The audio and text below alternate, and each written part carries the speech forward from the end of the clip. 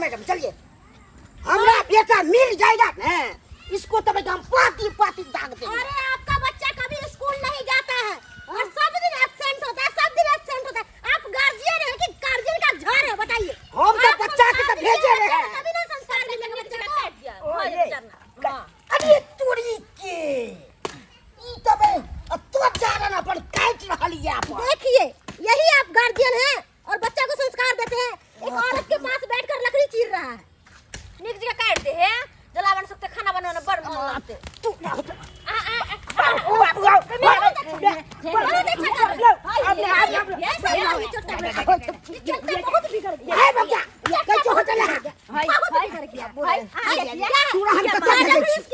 क्या मैडम से ना मारबा नहीं, तू बच्चा को संस्कार दे रही थी, काम करवा रही थी अपना।